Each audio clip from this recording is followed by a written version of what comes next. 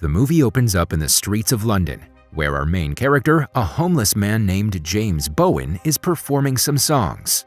He's giving it all he has, but not a single pedestrian gives him attention or money. One of them simply provides him with an unfinished box of sandwiches. At night, James gets hungry, so he reluctantly scavenges the trash cans and eats some leftover food. Later, while he's looking for a place to stay, he runs into his junkie friend, Baz, who inquires about the nearest narcotics dealer. However, James, who has just quit drugs, says that he doesn't know any dealers before walking away. Following this, James enters a restaurant and orders a packet of food.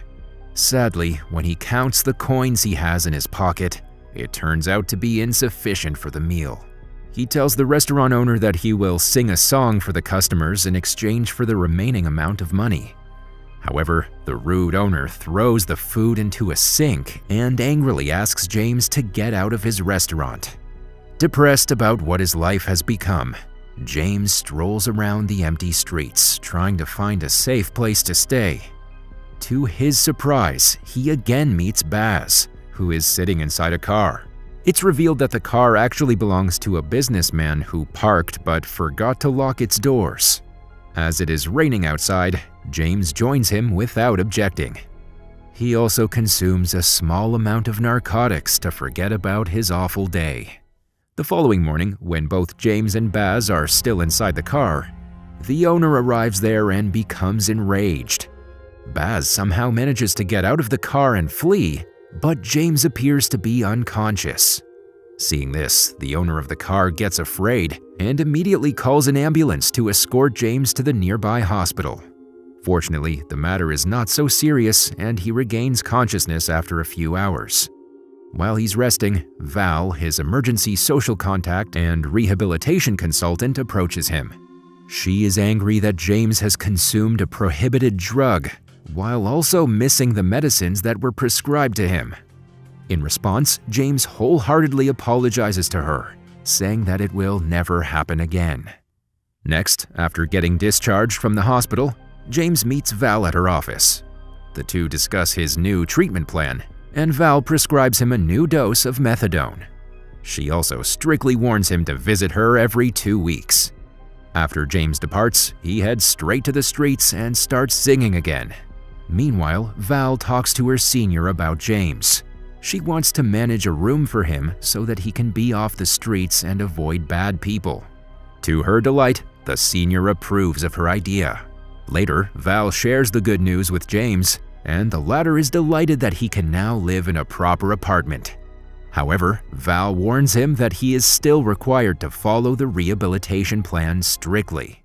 Later in the evening, while James is taking a bath, he hears a noise coming from the kitchen. Afraid, he wraps a towel around his waist and grabs a shoe before walking into the kitchen to inspect. To his surprise, he finds a small brown cat alongside his box of cereal. Realizing that the cat is hungry and looking for food, James immediately feels connected to the poor animal and offers it some milk. He also lets it spend the night in the house and even sings a lovely song for it. The next morning, James carries the cat and visits door to door in the neighborhood, trying to find its rightful owner. However, none of the neighbors claim the cat, and James is forced to leave it on the streets, hoping it will find its home on its own. After this, James heads to the streets and starts singing songs as usual. Unfortunately, an old man finds it annoying and orders him to leave. While James is packing his belongings, suddenly he notices his father Jack on the other side of the street and rushes to meet him. Here we get to know that James has been abandoned by his family after his father married another woman named Hillary, who hates James's presence. As the father-son duo is conversing, Hillary arrives there and pulls Jack away, saying that she will never invite James to the Christmas celebration.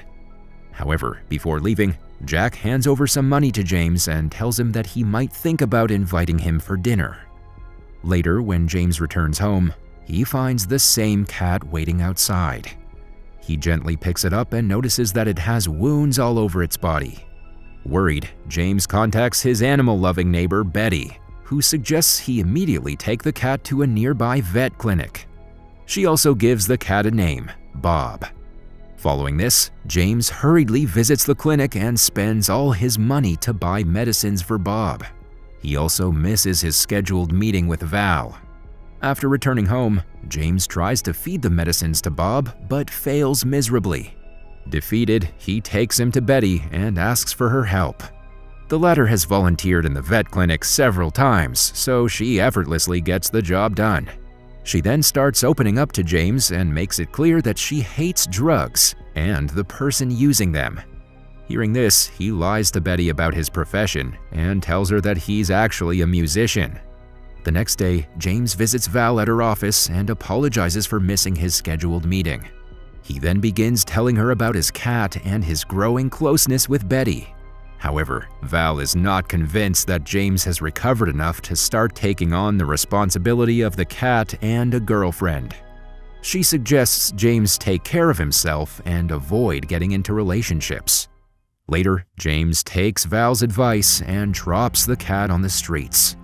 However, when he boards a bus, Bob follows him there and sits on his lap. Everyone inside the bus starts praising the adorable cat, and the ticket collector even gives James shoelaces to use as a leash. After getting off the bus, James carries Bob on his shoulders and walks towards his usual spot. Surprisingly, this time a huge crowd gathers to watch him perform. They also give him generous tips, making it his highest collection. James is ecstatic that he's finally getting recognition and love because of the cat, so he decides to keep it. Before returning home, he also buys proper food for Bob. In the following scene, while James is looking for a location to perform, Baz appears and requests some cash to buy food. James feels sad to see his friend in such a condition and immediately offers him some money out of sympathy before leaving. He then performs and draws a larger audience than the previous instance.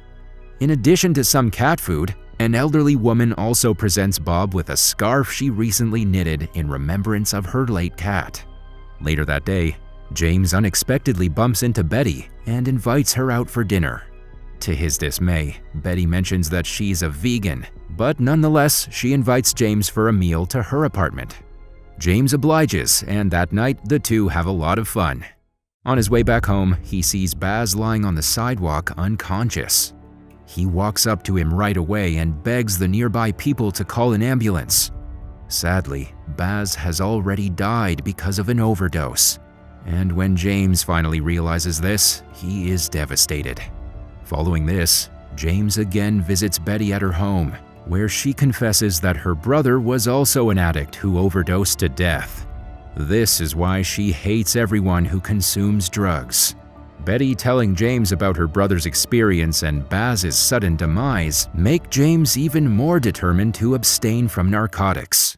During his subsequent meeting with Val, James mentions that he's desperate to stop using narcotics and asks her to reduce his methadone dosage. However, Betty advises him to go carefully and not hurry into quitting narcotics because doing so would be bad for his mental and physical health. Val tells him, though, that if he keeps abstaining from narcotics and taking the recommended amount of methadone, she would soon think about decreasing his methadone dosage. The scene then shifts to James and Betty having a special Christmas together. James even takes Betty out on a date while making a lifetime commitment to her. Later that evening, he makes the decision to go celebrate Christmas at his father's place, and he also carries a bottle of wine as a gift. Unfortunately, despite the fact that he's been drug-free for a very long period, the family treats him like an addict, and even his little stepsisters are disrespectful to him. While James is conversing with his dad, Bob suddenly leaps out of his lap and starts to run around, shattering a pricey flower vase and other things in the process. Because of this, Hillary yells at him and his father, and eventually James gets expelled from the house. The next day, when James is busking in front of a large audience, a dog unexpectedly urinates on his guitar bag. This enrages James, and he starts tussling with the dog owner. After a while, the authorities arrive and detain him for creating chaos in public. Fortunately, the CCTV tape proves that James is innocent, and Val also shows up at the police station to save him.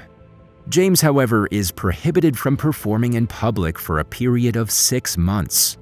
Val also notices that he hasn't taken his prescribed daily dose of methadone, so she warns him to start taking them if he wants to keep Bob with him. Afraid to lose his only company, James rushes to the nearby clinic and takes the dosage of methadone. Unbeknownst to him, Betty is also in the same clinic, and she learns that James is actually a heroin addict. Enraged, Betty yells at him and confronts him for lying to her and breaking her trust. Having lost his only source of income and girlfriend, James returns home and later visits a newspaper company to apply for a paper seller job. He is hired by the manager, who also reminds him to limit his paper sales within the boundaries of his assigned region.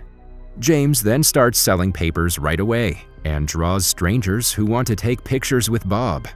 Later, as he strolls through the area of another newspaper seller, a couple approaches him, buys a paper, and asks to take a photo with Bob.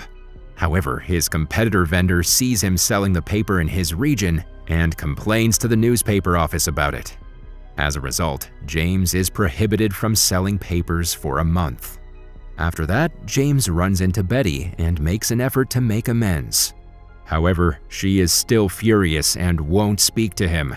James finally runs out of money after a few days, but despite his poor condition, he decides to purchase food for Bob rather than himself. Then, in various locations where the cops won't readily locate him, he starts performing songs by the side of the road. To his bad luck, Betty sees him doing it, and since he's still on probation, she shouts at his stupidity and ends their relationship. After a month, James returns to selling newspapers. One day while on duty, a harsh woman attempts to purchase Bob from him. When James politely rejects, 2 dogs nearby start barking at Bob, frightening him and prompting him to flee. James tries to catch up with the poor animal, but to no avail. For the next few days, he is left alone and upset as Bob still doesn't come home. At one point, he almost reverts to narcotics, but he stops himself at the last second. Thankfully, Bob comes home, and when they reunite, James realizes that he's now prepared to stop using methadone. The next day, James visits Val and asks her to cut loose his methadone dosage. She agrees to his request and advises him to prepare for the withdrawal symptoms. James then meets Betty and informs her about his preparations for a drug detox plan. Hearing this, she becomes happy, and the two finally make amends. Betty also decides to assist James by delivering meals to his room. After suffering through a week of excruciating withdrawal symptoms, James is finally able to stop using drugs. He then visits Betty, only to discover that she's about to move out of the city. Soon, she departs after giving James her new address in the hopes that he will pay her a visit soon. After watching footage of James and Bob performing together, a book writing business contacts James and asks him to write a book on their friendship. Following this, James is introduced to the writing department's chief, who offers him a brand new laptop to start his work. Later, James goes to his father's house to let him know he is drug-free. This makes Jack happy, and he finally acknowledges his fault and apologizes for leaving James behind. In the last scene, James is greeted by a sizable audience at the book launch event, and Val, Jack, and Betty congratulate him on his achievement. James also makes a statement in which he expresses gratitude to everyone who supported him during his challenging life's journey. The movie ends with James and Bob doing what they love most, performing on the streets.